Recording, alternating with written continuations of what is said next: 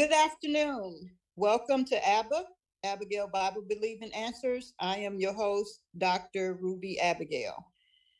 We're continuing our series this week on boundaries and taming the tongue. Proverbs 4:23 says, above all else, guard your heart, for everything you do flows from it.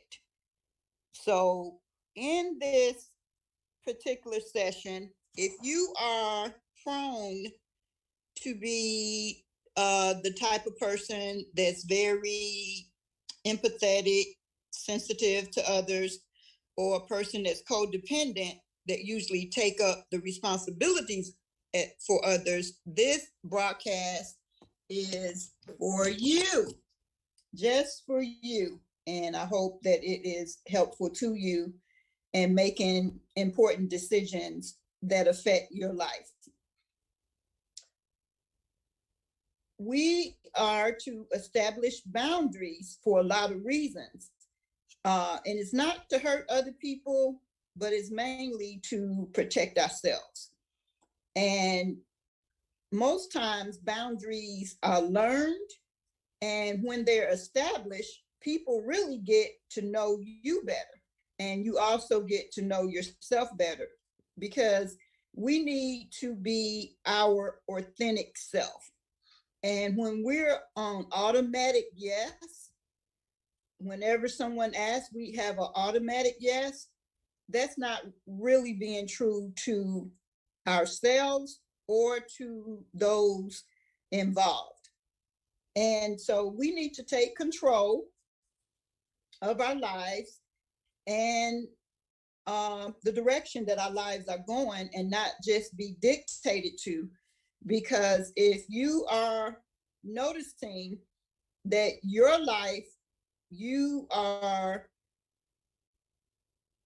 making decisions that's causing you to be responsible for others, and you're unhappy, while that person is irresponsible but happy, that means that you are codependent, that you're taking up false responsibilities that are not truly your responsibility. So there's a few things that I'm going to share to just say types of boundaries. And we have to draw a line. If you really look at territories as regards to counties, cities, states, countries, territories, regions, they all have boundaries to determine, okay, in this particular municipality, this particular city or this particular county is going to be responsible for this. So a lot of times in establishing boundaries, we have to look at things in the physical or material. And it could be something as simple as a toothbrush boundary. You don't want others using your toothbrush, to boundaries related to your body, property lines and things like that. We have to draw the line to say, this area I'm going to be responsible for, or this area is off limits to others. So we're looking at boundaries in the respect to being material boundaries, which, as I said before, could be something as simple as your items that personally belong to you, and even your own body, as well as maybe you put a fence around your property, around your home, to say, this is my yard and there's no trespassing across this boundary without my permission. That's the reason we have doors and locks and things like that, to allow people to understand, I'm responsible for this, and this is off limits to others. Also, we have what we call mental boundaries, which could cause some unrest or unpeaceful situations when others don't respect you or listen to you, and you don't require that, or to the point where it could be selfish that's involved, or narcissistic behavior from those in respect to not allowing you to have your mental peace, as in to allow you to have a voice in certain situations, an opinion, and things like that. Also, we want to make sure that we avoid becoming resentful in these particular cases, because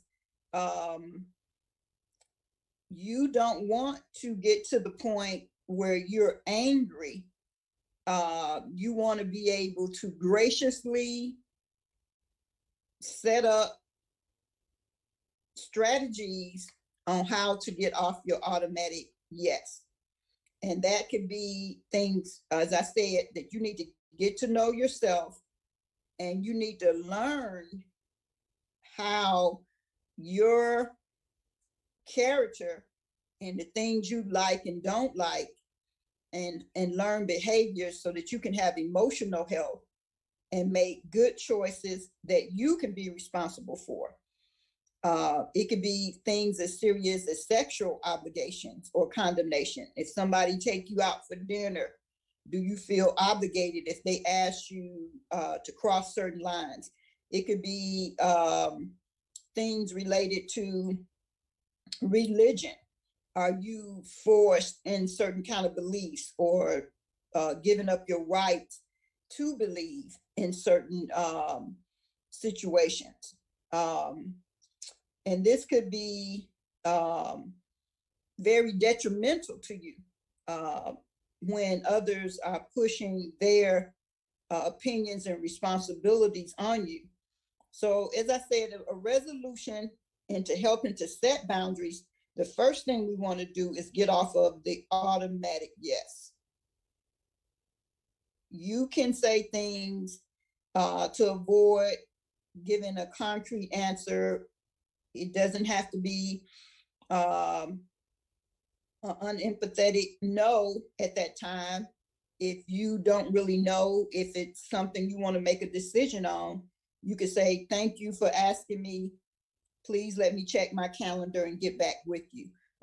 Or if you have to consult someone else, just give them, ask them just to allow you more time to make a decision. That's going to help avoid you from becoming resentful if you get yourself locked into a situation. Because remember, boundaries aren't to hurt other people, they are to protect you.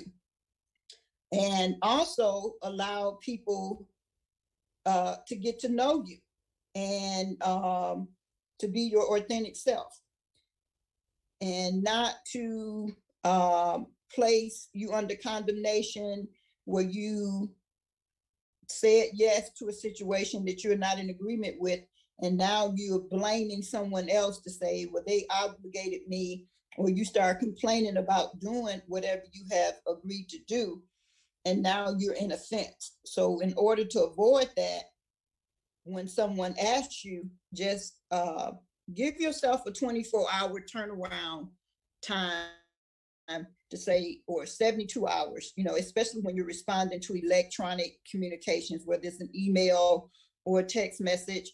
You don't have to immediately respond, and you don't have to feel obligated when there's a group text message or a group email. You can always break off from the group and independently answer that particular sender if you feel like they're putting you in a precarious situation that involves everyone knowing what your decision would be, and is putting undesired pressure on you to make an answer that you're not comfortable with answering.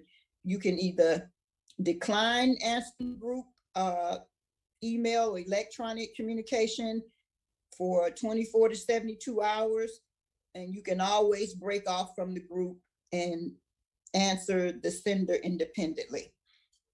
And that would avoid a lot of condemnations. So I hope those tips on setting boundaries this week will help you navigate through life a lot more healthier. And remember, we'll be back next week for a few more tips on setting boundaries. And now we're going to get into 30 Days and Taming Your Tongue by Deborah Smith Pegues. And we're on day 3. And day 3 is the manipulating tongue. And in this particular reference is Judges 16:15, where Delilah pouted because she said, if you love me, how can you say you love me when you don't confide in me? You've made fun of me 3 times now, and you still haven't told me what makes you so strong. So she's manipulating Samson in this particular passage of Judges 16:15, and this is the New Living Translation, the version of the Bible. And we know Samson was God's chosen man, and even from a child, he was given the mandate what his parents was, and they instilled it in him that he was not to cut his hair, because within his locks and his beautiful hair lied his strength. And, this was, a tragic end for Samson when he did finally give in to her, which the end of a strong man was now weakened by a manipulating woman. And manipulation can destroy not only a relationship, but also can destroy a person's life. And this is not intended to be sexist, but it was between a man and a woman in this particular passage. But it could be turned around to be where not only a woman can manipulate a man, but a man can manipulate a woman. Manipulation is a crafty use of the tongue and a self-perpetuating vice. Once you're being manipulators find that their craftiness helps them to achieve their objectives. They become proud of their smooth operating skills. So they get a charge from that. They get a kick out of, taking advantage of others. So today's affirmation, you can declare, because I am in right standing with God, He surrounds me with favor. Therefore, I have no need to manipulate anyone for personal gain or advantages. You don't have to manipulate anyone, and neither does anyone else, because God has no respect of person. Just like we have the favor of God, those that try to manipulate others can also go to God for themselves. Day 4 is the hasty tongue. And our scripture reading for this particular day is Proverbs 29:20. And it says, do you see a man hasty in his words? There is more hope for a fool than for him. Now, this is the New King James Version of the Bible. And you can ask yourself, if you sometimes feel offended at others because you do not engage your brain before shifting your tongue into drive. Have you ever made a commitment to God or to man without giving it much consideration and later renege on it? So we don't want to speak too hasty. We don't want to be on an automatic yes or no. We always want to allow ourselves more time to make decisions that is going to inadvertently or directly or indirectly affect our lives. So that affirmation is, I am swift to hear and slow to speak. The Lord has set a guard over my mouth, and He keeps a watch over the door of my lips. So day 5, the divisive tongue. Excuse me. Blessed are the peacemakers, for they shall be called the children of God. And that is Matthew 5:9. And that is the King James Version of the Bible. Excuse me. So we don't want to say things that's going to bring division. and cause unrest between others, because it's an abomination to the Lord to cause discord among the brethren. We want to be peacemakers. You know, God said, how would you know my disciples? Because they will have love one for another. We're not to cause division. And the affirmation to help us to stay on track for that is, I will make every effort to speak words that are peaceful and refrain from any communication that creates disunity. We always want to be unified and helpers one to another. And day 6, the argumentative tone, avoiding a fight is a mark of honor. Only fools insist on quarreling. And this is Proverbs 20:3, and this is out of the New Living Translation. So we don't want to be contentious, always wanting to argue. We want to say to ourselves, I will resist becoming contentious by respecting everyone's right to have his own values and views, and not being selfish, but respecting others, willing to allow them to have an opinion, willing to allow them space to be heard, have a listening ear. I've heard of God made 2 ears and 1 mouth so that we can do double listening. And day 7, the boasting tongue. Let another praise you and not your own mouth, someone else and not your own lips. That's Proverbs 27:2. So we want to stay humble. Paul said the only thing that he boasts in is Jesus Christ and his righteousness. We let others, esteem others more highly than we do ourselves. We want to stay humble because we know that a fall, pride comes before the fall. So we're going to say our affirmation is 1 Corinthians 15:10. By the grace of God, I am what I am. That anything good from us is because of God. Whoever makes you different from anyone else, what do you have that you did not receive? And if you did receive it, why do you boast as though you did not?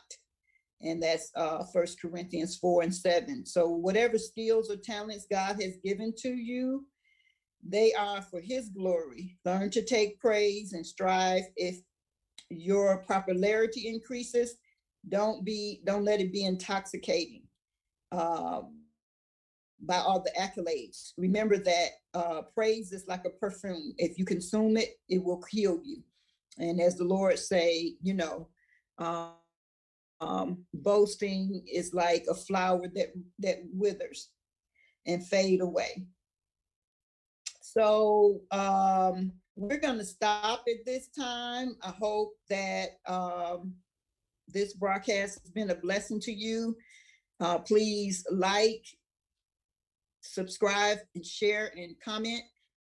If you have anything that you would like to discuss with us, please feel free to email us or to comment and leave your contact information, and we will respond to you and acknowledge whatever your requests are. Thank you so much. God bless you and keep you is my prayer. Until the next time, God bless.